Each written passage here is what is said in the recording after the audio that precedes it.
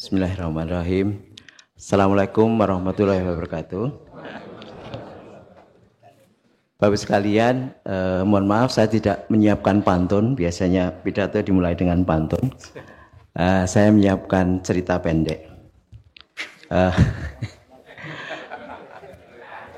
Lebih panjang daripada pidatonya. Ceritanya terjadi di fakultas, sebutlah fakultas A gitu ya. Kebetulan wakil dekannya namanya B. Mas B itu biasanya kalau minggu pertama kuliah itu datangnya lebih awal dari yang lain. Jadi mohon maaf nama dan peristiwa kebetulan saja Mas B ya. Nah, minggu pertama itu Mas B ketemu dengan salah satu dosen muda, sebutlah P begitu namanya. Nah, terlambat dia. Nah, tidak ditegur oleh Mas B dan oke bro silahkan masuk gitu ya. Minggu kedua terlambat lagi Mas B itu. Kali ini 15 menit. Oleh Mas B tidak ditegur dengan keras gitu. Cuman ya bro minggu ngarep orang telat ya. Cuman gitu aja. Minggu ketiga Mas B itu terlambat lagi, kali ini 45 menit. Mas B gelisah kan, sudah menunggu ini belum datang. Mas B ini begitu datang tidak ditegur, cuma diajak, ayo bro ngopi dhisik gitu ya.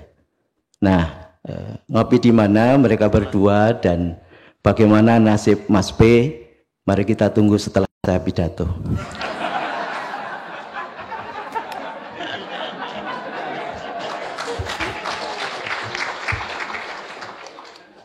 Baik, yang terhormat Ketua, Sekretaris, dan anggota Senat, yang kami hormati Dekan, Wakil Dekan, Ketua dan Sekretaris Departemen, Ketua dan Sekretaris Program Studi serta pengelola unit, yang kami hormati rekan-rekan dosen, tenaga profesional dan mahasiswa, sivitas akademika di lingkungan Fakultas Ekonomi dan Bisnis Universitas Gadjah Mada, serta tenaga profesional yang kami hormati. Bapak Ibu hadirin yang bahagia, khususnya Ibu Bitarma Wanita yang kami sayangi. Pertama-tama marilah kita panjatkan puji syukur kepada Allah Subhanahu wa taala atas limpahan rahmat karunia-Nya sehingga kita bisa bertemu pada hari yang berbahagia ini dalam rapat terbuka Senat FEB UGM yang merupakan rangkaian acara Dies Natalis ke-69 FEB UGM. Saya mengucapkan terima kasih kepada Ketua Senat dan juga rekan FEB UGM yang telah memberikan kesempatan kepada saya untuk menyampaikan pidato ilmiah dalam rangka menyambut Dies Natalis FEB UGM yang ke-69 pagi ini. Hadirin yang saya hormati, judul pidato ilmiah ini adalah Sekelumit Bunga Rampai Pemikiran Ekonom FEB UGM dalam Pembangunan Sektor Pertanian RI dengan periode 1960 sampai 2023. Ada dua alasan mengapa saya menggunakan kata sekelumit. Yang pertama, sekelumit itu menjadi kata yang sangat menggelitik bagi kami angkatan 82, terutama jurusan ISP pada waktu itu, karena buku ini kata ini menjadi bagian dari judul buku Profesor Iswardono almarhum. Judulnya itu Sekelumit Analisis Regresi dan Korelasi terbitan BPFW 1981. Materi kuliah ekonometrika yang menjadi momok bagi kami diuraikan dengan sekelumit gitu ya. Analisis regresi dan korelasi yang penuh dengan simbol matematika, kami mengatakannya cacing waktu itu, disajikan secara ringkas dan sederhana. Jadi izinkanlah saya mengucapkan terima kasih kepada beliau karena kata sekelumit saya pinjam sebagai judul dalam pidato kali ini. Yang kedua, sekelumit pidato ilmiah ini tentu belum mencakup seluruh karya pemikiran ekonom FEB UGM, masih terbatas pada topik yang berkaitan dengan pembangunan pertanian sejak 1960. Dari pencarian yang menggunakan Google Scholar, saya menemukan banyak sekali karya para senior. Saya tidak memasukkan karya para senior bersama mahasiswa karena demikian banyaknya. Sehingga sudah lumayan saya punya pekerjaan yang lebih sedikit. Kemudian saya memilih disertasi para senior tersebut. Selain itu saya tambahkan karya para senior dengan peneliti atau peneliti yang dekat dengan FEB UGM yang secara intensif fokus penelitiannya pada pertanian padi di Indonesia. Kalau tidak demikian mungkin tidak akan selesai naskah pidato ini. Slide yang kedua. Bapak Ibu yang saya hormati, periode 1960-an saya pilih karena merupakan titik balik perjalanan sektor pertanian di Indonesia. Produksi padi secara nasional tidak mencukupi waktu itu. Oleh karenanya pemerintah RI melakukan perubahan besar, memperkenalkan cara bercocok tanam secara intensif menggunakan teknologi baru. Biasa dikenal dengan panca usaha tani atau juga revolusi hijau. Nah, perubahan besar ini menghasilkan peningkatan produksi beras yang sangat besar dan saya yakin telah menarik perhatian para ekonom FEB UGM, FE pada waktu itu untuk mengkajinya. Oleh karena itu, di dalam pidato ini saya akan uraikan berbagai kajian mengenai proses perubahan produksi beras yang telah dilakukan para ekonom senior kita, mulai dari basis perilaku petani padi dalam bercocok tanam, penggunaan bibit unggul, pengairan, peran kredit, pemasaran, maupun kebijakan beras sejak 1960-an. Saya akan mengawali hasil penelusuran saya dalam bentuk sekelumit perjalanan sektor pertanian di Indonesia, sesi 1. Kemudian sesi kedua saya uraikan bagaimana petani merespon perubahan kebijakan revolusi hijau di tahun 1960-an. Sesi ketiga, analisis perilaku petani pasca swasembada beras. Sesi keempat, merangkum pemikiran strategi pembangunan pertanian pada waktu itu.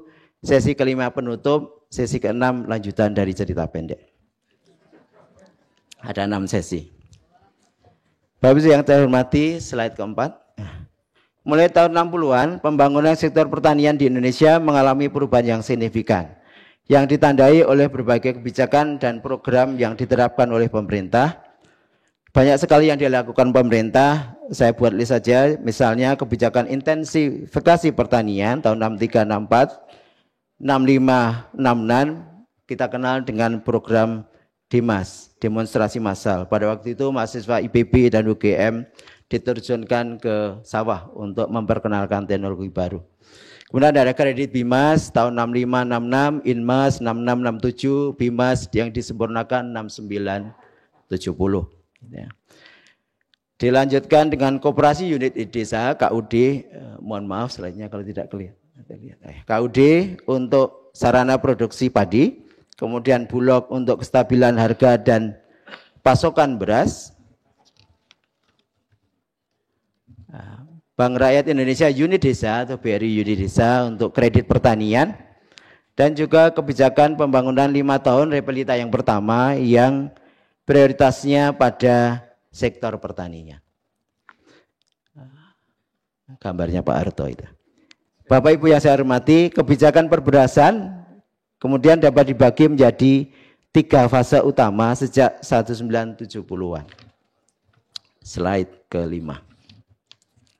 Yang pertama adalah pemerintah Orde Baru tahun 70 sampai 90-an.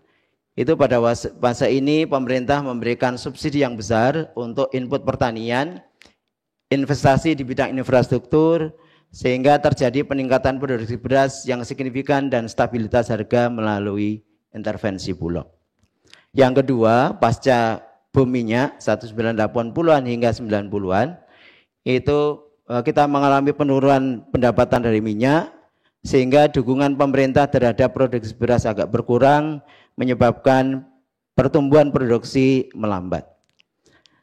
Tahun 2004 dan setelahnya, pemerintah memberlakukan larangan impor beras yang menyebabkan ketidakstabilan harga beras di dalam negeri.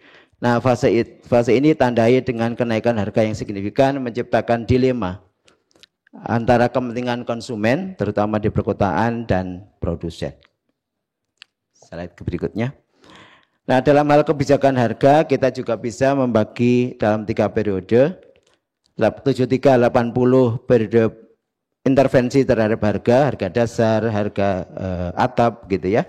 Kemudian 80 sampai 2000 kebijakan harga dasar ditetapkan untuk menjaga harga di tingkat baik konsumen maupun produsen, serta pengaturan impor beras. Jadi sudah dibuka lagi. Tahun 2000 sampai 2000 sekarang kebijakan harga pembelian pemerintah atau HPP diterapkan.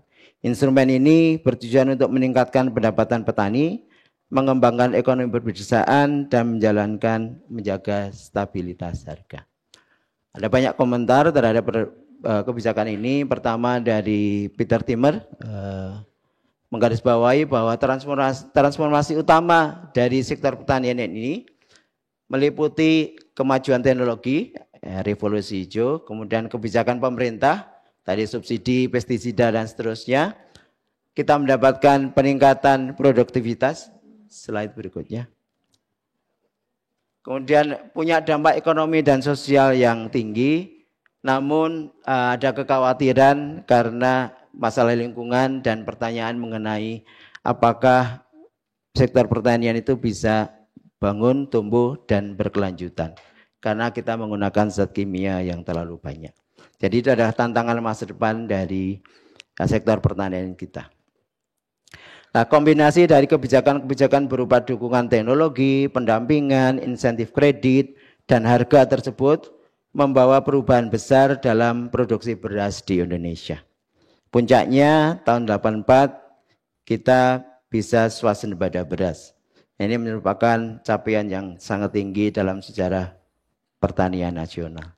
Namun tantangan tetap ada, terutama dalam mempertahankan produktivitas dan menghadapi perubahan iklim serta tekanan globalisasi pada sektor pertanian.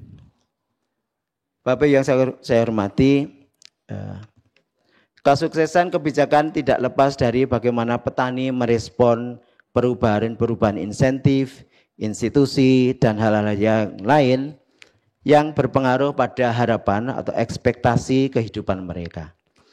Nah, berbagai pemikiran ekonom FEB UGM telah dicurahkan untuk menjelaskan perilaku petani dalam merespon perubahan kebijakan berkaitan dengan produksi padi. Uraian berikut akan saya mulai dengan bagaimana perilaku dasar dari petani yang rasional, peran institusi kredit, dan sampai pada nanti masalah risiko. Slide yang ke-8 ini adalah Profesor Mupiarto. Sebagaimana diketahui, profil petani kita itu pada umumnya merupakan petani kecil, petani gurem istilahnya. Padi merupakan tanaman subsisten, artinya petani memproduksi padi dan mengkonsumsi beras pada saat yang bersamaan. Kalau kelebihan baru dijual. Nah, oleh Prof. Mubi, perilaku penjual beras ini dianalisis dalam model marketable surplus. Jadi yang dijual itu hanya produksi dikurangi konsumsi. Nah, untuk menunjukkan bagaimana perilaku petani berkaitan dengan konsumsi beras ini, Prof. Mubi melakukan survei menggunakan sampel 560 petani gitu ya di DIY dan juga di Kerawang.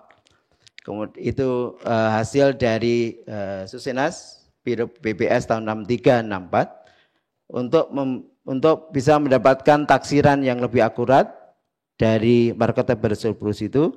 Pak Pupi membuat degradasi petani berdasarkan tingkat pendapatannya dari yang tinggi, menengah, dan kemudian rendah.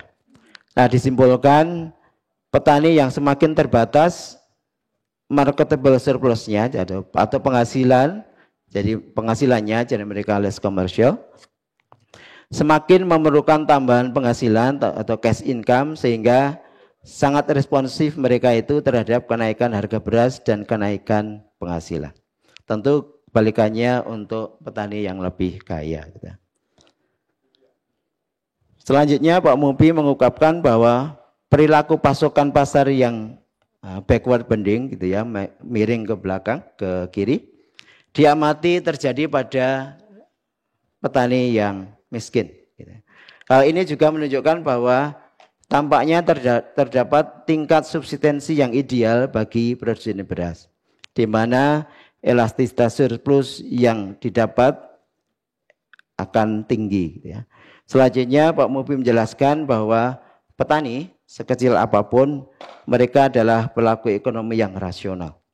Segala tindakannya akan diperhitungkan dengan cermat sesuai dengan insentif pasar, mengingat keputusan-keputusannya menyangkut kelangsungan hidup keluarganya. Oleh karena itu, kesimpulan tersebut bermanfaat bagi pemerintah dalam merubah program BIMAS yang berbasis command and control di awalnya, kemudian menjadi BIMAS yang disempurnakan menggunakan insentif pasar sebagai upaya mendorong partisipasi dan pemenuhan terhadap kontrak, dalam hal ini kredit, di dalam program Panca Usaha Tani. Bapak yang berbahagia, apakah memperoleh kredit itu menjadi motivasi utama untuk berpartisipasi dalam program Panca Usaha ini? Slide berikutnya, David Penny tahun 68 menunjukkan bahwa petani-petani di Sumatera Utara itu sangat selektif, sehingga terlihat bahwa sikap dasar petani terhadap utang atau kredit pada tahap awalnya itu menentukan efektivitas program kredit pertanian, tetapi akan selektif, gitu. Mereka akan selektif. Namun petani di Pulau Jawa dan Bali, tingkat partisipasi terhadap program BIMAS dalam hal ini lebih tinggi daripada petani di luar Jawa. Dan sebagaimana kita ketahui, sistem ijon telah menjadi praktik lama di Pulau Jawa. Hasil penelitian Prof. Aceh Partarijaya. Dan kalau partisipasi petani dalam program BIMAS untuk motivasinya adalah untuk memperoleh kredit, maka tidak keliru kalau pemerintah memperkuat layanan perbankan bahkan sampai ke perdesaan. Jadi BRI Unit Desa sejak tahun 69 diarahkan untuk hal ini. Sistem kredit BRI tersebut kiranya bisa menjadi pesaing dari ijon yang sudah menjamur di Pulau Jawa, Jawa Barat, Kerawang, Bogor, dan seterusnya, Jawa Tengah, Jawa Timur, dan juga Jogja. Nah, di samping itu sumber kredit umum lainnya adalah lumbung desa atau lumbung paceklik yang sudah ada di Pulau Jawa sejak sebelum Perang Dunia Kedua. Slide ke-10. Nah, itu adalah salah satu motivasi dari mengambil kredit.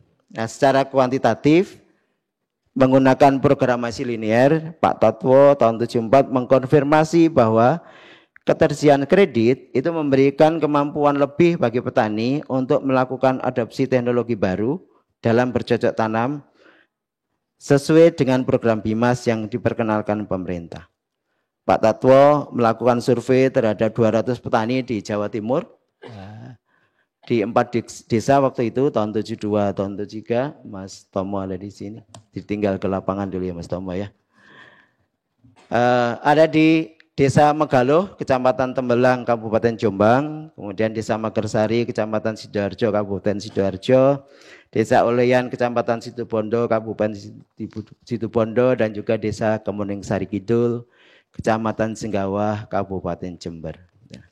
Nah, keempat desa itu dipilih mewakili variasi dalam kombinasi tanaman, ketersediaan pekerjaan di luar sektor pertanian, dan kondisi irigasi yang berbeda-beda. Kemudian Pak Tatwo melakukan simulasi dan dengan cara memodifikasi program BIMAS, terutama untuk mempengaruhi aktivitas pemasaran dan juga tentu dalam penggunaan input yang lain. Nah, pengurang batas pinjaman memaksa petani menjual lebih banyak padi pada saat harga rendah untuk memenuhi kebutuhan uang mereka. Peningkatan kredit BIMAS di bawah kondisi BIMAS yang dimodifikasi dan yang lebih fleksibel di dalam simulasi memungkinkan petani untuk memanfaatkan strategi pemasaran dengan menjual tanaman terutama di musim di mana harga ya relatif tinggi. Nah, di desa yang mudah memperoleh uang tunai karena ada alternatif pekerjaan di luar pertanian atau mereka menanam tanaman tunai, tanaman cash crop istilahnya. Petani bisa menanam padi 2 kali dalam setahun, misalnya di Megaloh dan Megersari, atau di daerah di mana 3 tanaman berbeda dapat ditanam di lahan yang sama dalam 1 tahun. Ini di Kemuning, Sari, Gunung Kidul. Petani tidak terlalu bergantung pada modal dari luar. Bahkan ketika program BIMAS dihapus dalam simulasi, mereka tidak mencari pinjaman dari sumber non-BIMAS gitu ya. Nah, tetapi di daerah dengan produktivitas yang terbatas, di Oloyan, uang tunai sangat langka di musim kemarau. Ini membuat petani sangat tergantung pada BIMAS. Nah, dari simulasi ini, Pak Tatwa menyimpulkan bahwa modifikasi program BIMAS dapat meningkatkan pendapatan petani dan mengurangi ketergantungan mereka pada rentenir. Namun, hasilnya akan bervariasi, sangat tergantung pada kondisi lokal seperti ketersediaan irigasi dan peluang pekerjaan di luar sektor pertanian. Studi ini menyarankan bahwa program kredit pemerintah harus disesuaikan dengan kebutuhan dan kondisi spesifik di setiap desa, daripada menerapkan pendekatan yang sama di semua wilayah, karena mungkin mereka tidak memerlukannya. Bapak yang berbahagia, mengingat bahwa dalam pancausaha tani diperlukan ketersediaan air, ketersediaan kredit mungkin nomor 2 setelah dari dalam penentuan program BIMAS. Jadi target program BIMAS diarahkan pada sawah yang memiliki irigasi yang baik. Pulau Jawa terkenal dengan melimpahnya air, bahkan sebelum era pancausaha tani, air mungkin menjadi sumber penyubur padi sehingga di daerah yang airnya melimpah terdapat kecenderungan kelebihan penggunaan air. Slide 11. Dengan menggunakan programasi linear, Pak Dibyo Prawobowo 1978 menganalisis sifat kelimpahan dan kelangkaan sumber daya pertanian di Jawa dan menentukan alokasi sumber daya yang memaksimalkan keuntungan bagi petani dan dari wilayah Das Solo di Jawa Tengah. Hasilnya menunjukkan bahwa pertanian yang mempunyai irigasi dan pasokan air yang terkendali mempunyai potensi pendapatan yang jauh lebih tinggi dibandingkan pertanian yang hanya mengandalkan irigasi sebagian. Selain ketersediaan air, kredit dan input lainnya lebih mudah tersedia di daerah penghasil padi beririgasi. Karenanya program BIMAS sebaiknya berorientasi pada daerah yang irigasinya tidak penuh. Dengan realokasi air maupun realokasi kredit ini, Pak Dip menyimpulkan bahwa kebijakan pemerintah untuk terus memberikan kredit BIMAS pada daerah yang mempunyai irigasi penuh itu tidak efisien, karena para petani sebenarnya mampu membiayai kreditnya sendiri. Kredit ini dapat ditransfer ke daerah yang beririgasi sebagian dan tidak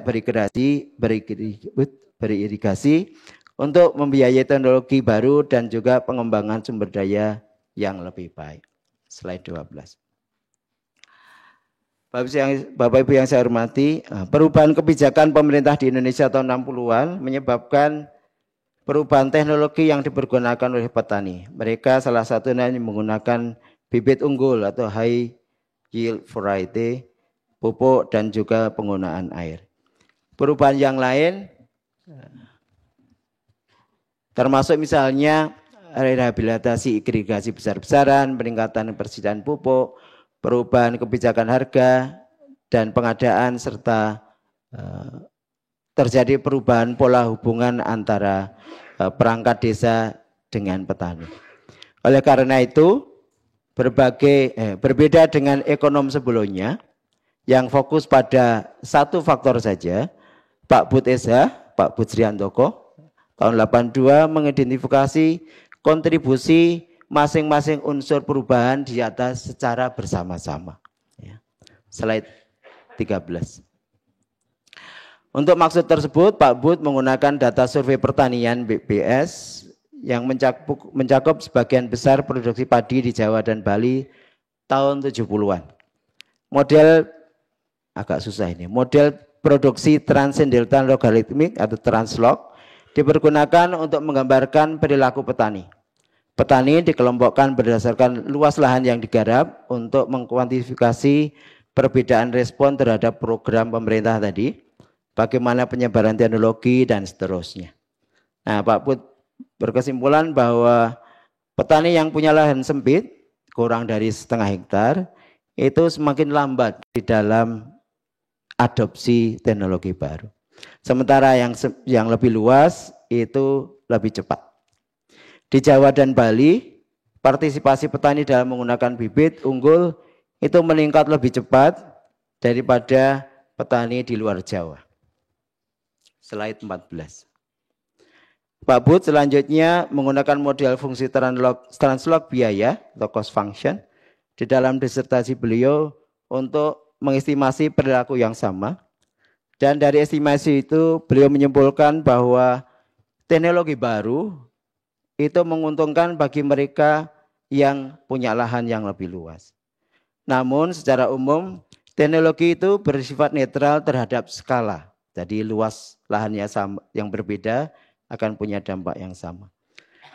Dan bisa digunakan oleh pemilik lahan yang besar maupun yang kecil. Meskipun demikian, perlu dipertimbangkan mengingat mereka yang punya lahan kecil biasanya lambat di dalam mengadopsi teknologi baru. Meskipun mereka itu lebih responsif terhadap perubahan harga dan juga sayangnya kurang memiliki akses untuk kredit karena mereka kecil tidak punya tanggungan dan seterusnya. Nah, dari dua penelitian tadi, Pak Bud yang bersama Gus Papanek dan juga Pak Bud ketika menulis disertasi, terdapat penjelasan yang berbeda mengenai bagaimana sebenarnya proses adopsi teknologi baru yang dilakukan oleh petani di Indonesia. Apakah petani yang memiliki lahan lebih luas melakukan adopsi lebih cepat, seperti hasil penelitian tahun 82, atau petani yang kecil yang relatif lebih cepat. Mereka lebih responsif terhadap perubahan harga dan lebih produktif. Tahun 83. Di sisi lain, petani di luar Jawa itu biasanya memiliki lahan yang lebih luas dibanding mereka yang ada di Jawa. Namun belum terjawab mengapa mereka yang di luar Jawa itu lebih lambat dalam menggunakan bibit unggul. Jadi ada conflicting conclusion antara Jawa dan luar Jawa, antara petani yang kecil dan juga petani yang besar. Nah, Bapak sekalian, di slide 15, alternatif jawaban dari penjelasan tersebut itu diperoleh dari disertasi Prof. Gunawan Sumodiningrat tahun 82 dan juga Makbid dan Pak Gunawan tahun 91. Model adopsi teknologi baru berupa bibit unggul atau high yield variety tergantung pada tingkat profitabilitas usaha tani, kemungkinan banjir, kualitas irigasi, ketersediaan kredit, tingkat kekeringan, dan juga kesuburan lahan.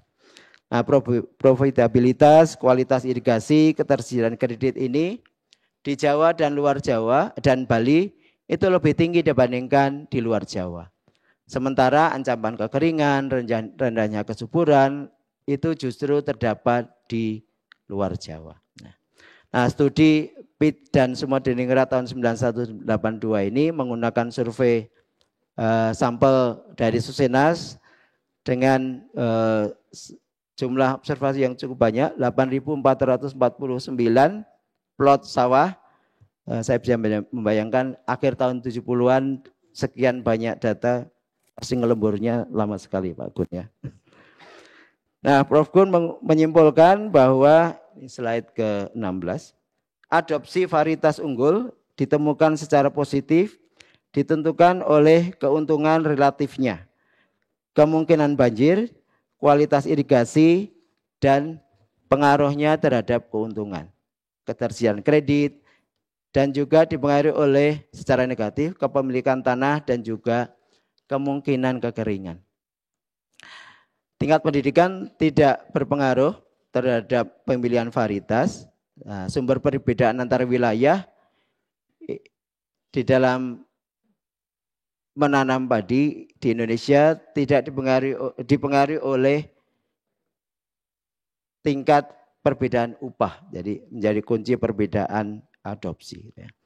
Meskipun demikian, masih ada faktor-faktor yang perlu dilihat untuk memperoleh estimasi yang lebih cermat, gitu ya. Di dalam menjelaskan perilaku bagaimana petani memilih bibit varietas unggul, mengingat adanya hal-hal yang tidak dapat diobservasi dalam memperoleh perkiraan respon perilaku petani secara akurat. Ini adalah Makpid, dan tahun 88 Makpid datang di Jogja. Ketika itu memberikan kuliah pendek, langsung cacingnya keluar gitu ya. Nah, saya duduk di sebelah Pak Bud Esa, tur ngono kuwi nek kuliah di Amerika gitu, pesannya Pak Bud. Dan kemudian Pak Konto cuman gini aja, pusing gitu. Oke, Bapak Ibu yang saya hormati, setelah masa revolusi hijau, kebijakan pemerintah ditujukan agar fluktuasi harga terkendali.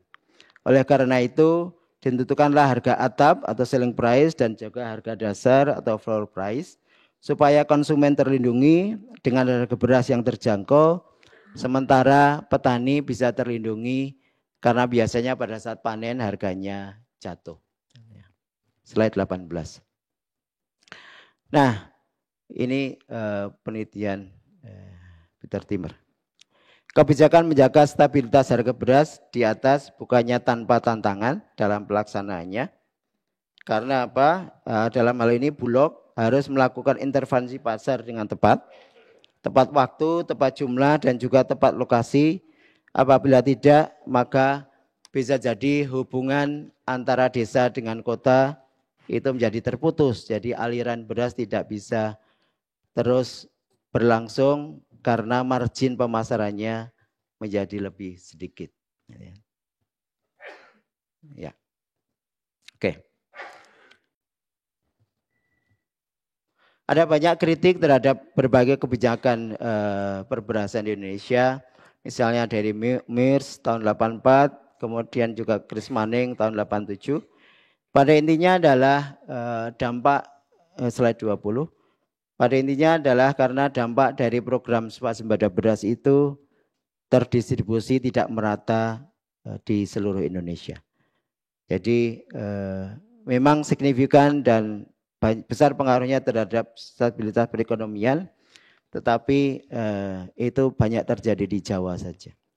Oleh karena itu, Chris Manning tahun 87 menggarisbawahi bahwa terdapat tantangan ke depan karena intensifikasi produksi beras saja tidak akan cukup sebagai solusi panjang untuk masalah pangan di Indonesia. Perlu adanya pembukaan lahan baru untuk produksi beras di luar Jawa atau peningkatan produksi pangan pokok yang lainnya. Selain itu, ketergantungan pada pupuk kimia, pestisida semakin meningkat dan efek ekologis dari penggunaan input yang intensif ini belum sepenuhnya dipahami. Hal positifnya adalah program swasembada beras telah meningkatkan ketahanan pangan dan membuka peluang kerja yang lebih luas bagi masyarakat. Slide 21. Bapak Ibu yang saya hormati, monggo. Sugeng rawuh Bu Rektor dan rombongan.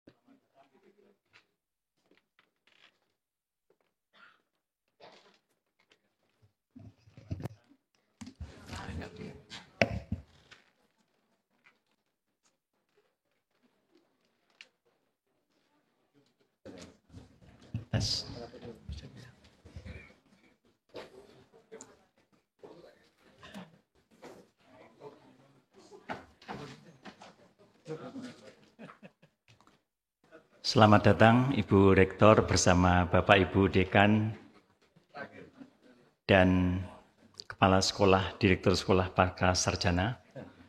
Ini kita sedang mendengarkan pidato ilmiah tentang ide-ide dan pemikiran dosen-dosen di Fakultas Ekonomika dan Bisnis UGM di bidang pembangunan pertanian. Silakan dilanjutkan Prof. Catur.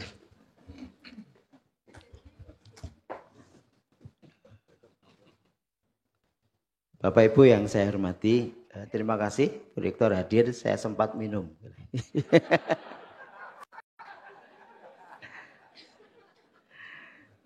Baik, saya lanjutkan. Pasca tercapainya swasembada beras tahun 84, kenaikan produksi beras justru semakin menurun. Pemerintah khawatir kalau tren penurunan ini berkepanjangan. Mas Bagus Santoso tahun 88 menjelaskan bagaimana perubahan tersebut terjadi. Gitu ya. Mas Bagus memulai dengan pertanyaan apakah cara produksi padi yang efisien sebelum 85 itu masih dipertahankan di masa 88 setelahnya gitu ya. Hal ini terutama apakah program intensifikasi tetap dijalankan dan mana kalimatnya tadi? Hilang. Hal ini terutama apakah petani yang peserta program intensifikasi dengan mereka yang bukan peserta program intensifikasi itu sama dalam membuat keputusan mengenai input untuk produksi padi sawah. Nah, berarti kalau sama ya tidak aneh kalau turun produktivitasnya. Nah, Mas Bagus menggunakan survei pertanian, data survei pertanian dan juga struktur ongkos usaha tani tahun 7685 menggunakan model Translog dan kemudian menyimpulkan bahwa ada perilaku yang baru di para petani itu. Perilakunya adalah petani itu sudah sedikit berubah. Bahwa petani padi sawah di Indonesia itu hanya berusaha untuk mempertahankan atau mencapai tingkat keuntungan tertentu saja. Sehingga kalau ada harga outputnya naik, maka akan dikompensasi dengan penurunan penggunaan bibit yang beli, dan juga petani mengurangi intensifikasi, sehingga petani yang semula ikut program intensifikasi itu menjadi sama dengan perilaku mereka yang tidak intensifikasi. Jadi pindah dari yang baik menjadi yang kurang baik. Sehingga perilaku ini menjelaskan mengapa produksi beras nasional turun dan meskipun Indonesia telah berhasil swasembada, tetapi setelah itu kita harus impor. Ini Mas Bagus, fotonya Mas Bagus, masih bagus sampai sekarang. Slide 22. Selain itu, ternyata kredit pertanian itu terbukti masih menjadi pendorong peningkatan produksi petani.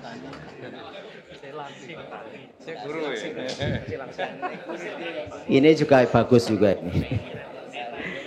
Oleh karena itu peran kredit pertanian perlu digarisbawahi. Nah, Mas Colin menyoroti peran lembaga keuangan mikro, khususnya lembaga perkreditan desa atau LPD di Bali, yang penting peranannya sebagai alat pembangunan ekonomi, terutama bagi masyarakat berpenghasilan rendah.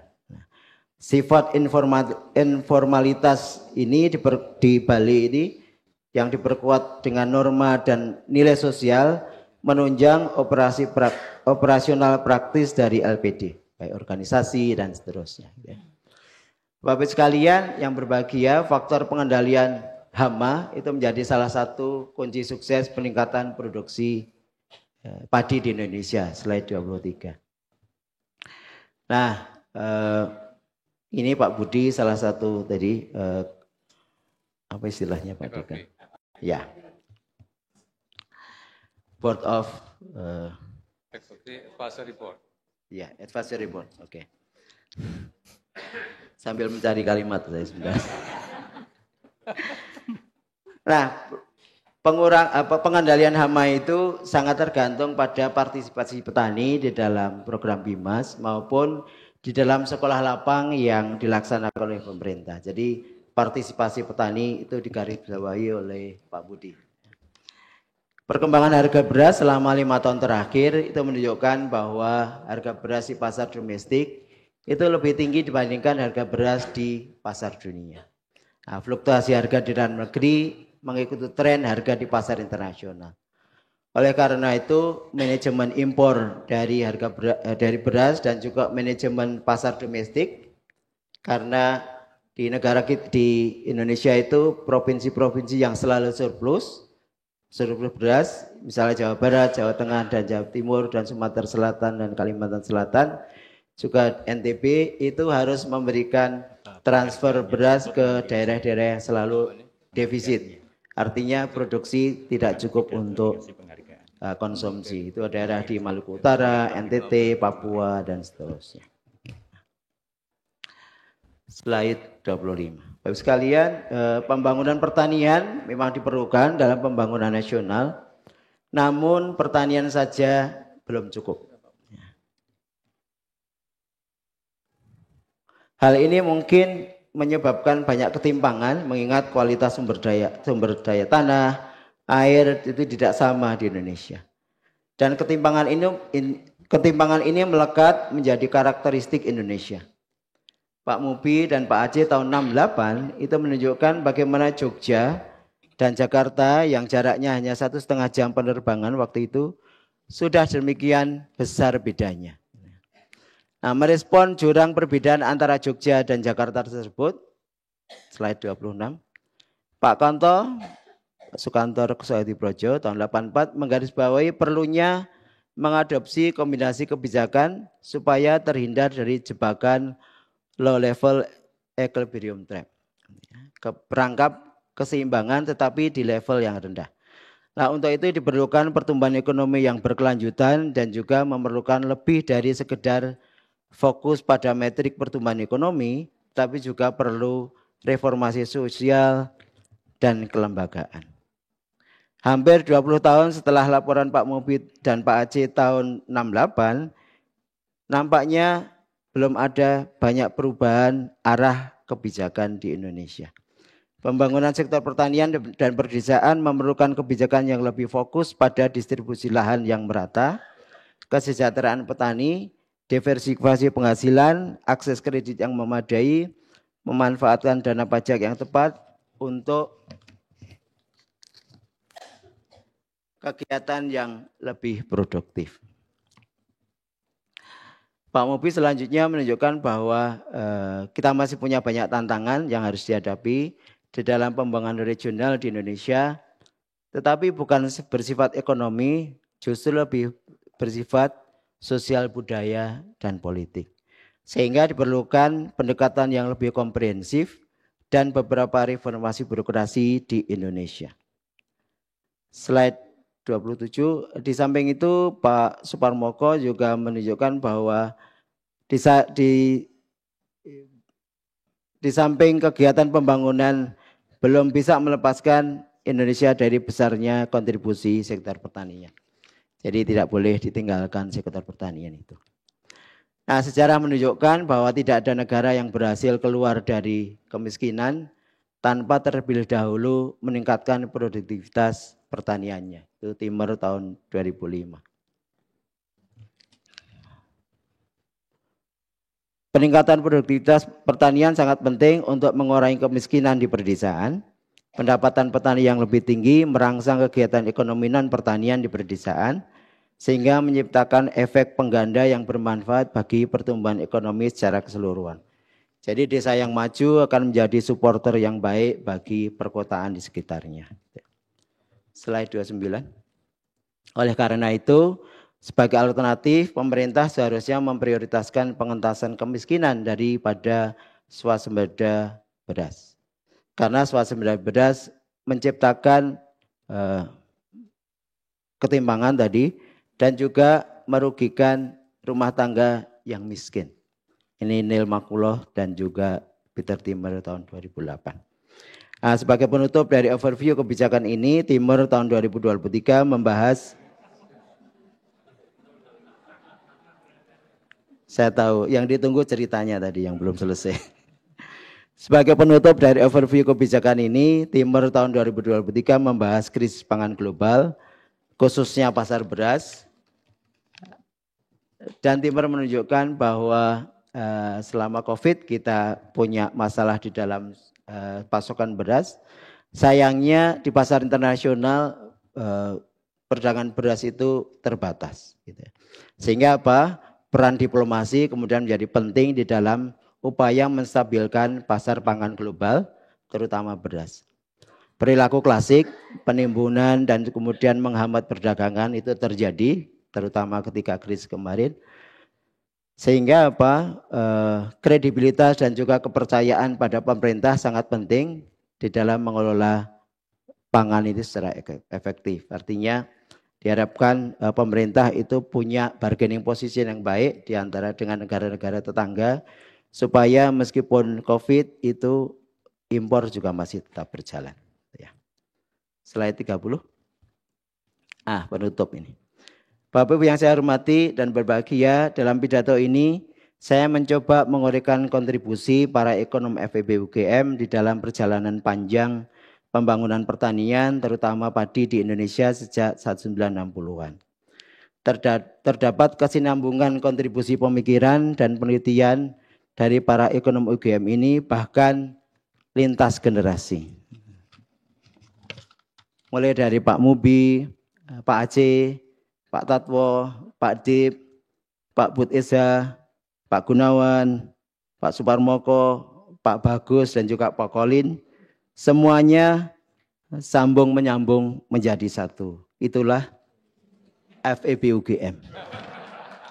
Demikian sekalian, mohon maaf apabila kekurangan. Assalamualaikum warahmatullahi wabarakatuh. Oh, cerita. Jadi tadi ada dosen yang terlambat, Bu. Jadi ceritanya gitu. Dibawa oleh Pak B, bukan Pak B yang ini, ke kantin. Kemudian ditanya, kenapa?